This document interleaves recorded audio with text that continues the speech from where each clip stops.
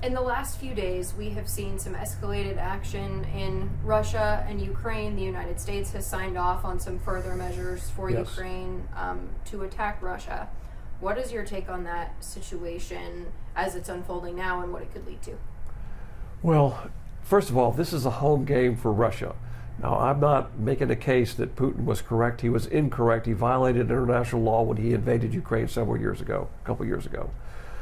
That aside, you're not going to defeat Russia. Unless you're willing to start World War III, you're not going to defeat Russia in a home game. Here's Russia, here's Ukraine. It's right on the border. All the area in eastern Ukraine that the Russians are now occupying, the vast majority of people in those areas want to be with Russia. As Crimea, they wanted to secede from Ukraine and join Russia. That's how our country got here. I'm very amused when people said, well, you can't secede from your country. That's how we got here. So how are you denying them the right that was the very foundation of how we came to be as a nation? So if people want self-determination, I'm all about it. So if the people in Crimea want to secede and join Russia, there should be free and fair elections, and that should happen. You shouldn't be surprised. There has been a civil war going on in Ukraine long before Putin invaded Ukraine on the eastern provinces, and Ukraine, of course, has not allowed them their God-given right, in my opinion, to vote to secede. And they have been engaging for years in violence against those people. Putin invaded ostensibly to allow that secession, but for other reasons as well, which is illegitimate. But my main point is you got to deal with reality as reality is. Unless we're willing, or other countries are willing, to send in soldiers, you're not going to defeat Russia. Ukraine military is basically decimated. They've lost over half in dead and wounded. There's nobody left to fight.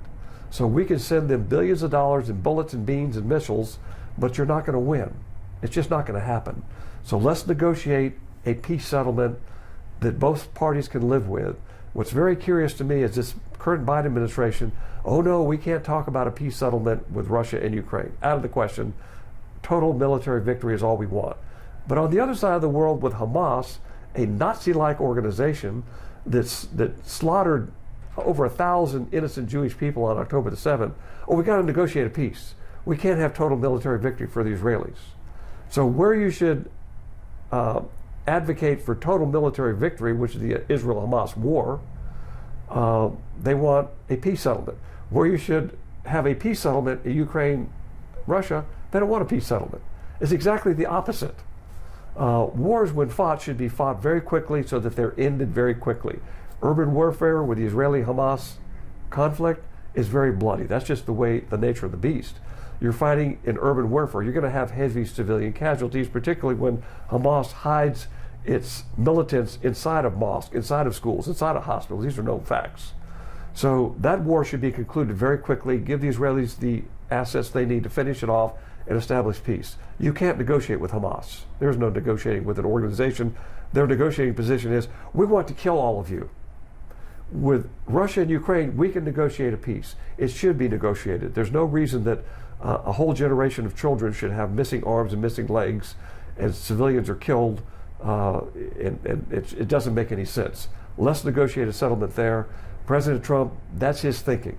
That's exactly his thinking. We're going to negotiate a peace in Ukraine and Russia, and we're going to give the Israelis the tools to finish this off quickly so we can have peace. I think that's the correct approach, in my opinion. Having been in the military for 20 years, 4 combat operations, I've been there, done that, seen it on the ground. From a tactical level, from a strategic level, it just makes common sense that that's the way nobody wants World War III. And so the Biden administration is very curious. In the last 2 months, they're now escalating the conflict. One has to ask the question, why? Why are you making this more difficult when we all know that this has to be settled in a peaceful manner? It's not the time to escalate. It's the time to have stability and to talk peace negotiations. In fact, I would hope the Biden administration could cut a peace deal in the last 2 months. That could be their legacy. That'd be a great legacy. Were you surprised at the actions in recent days to sign off on Yes. The weaponry? I was shocked that the Biden administration is escalating this conflict, and really they've got 2 months left in power. Why escalate it now? Let the next administration decide what to do.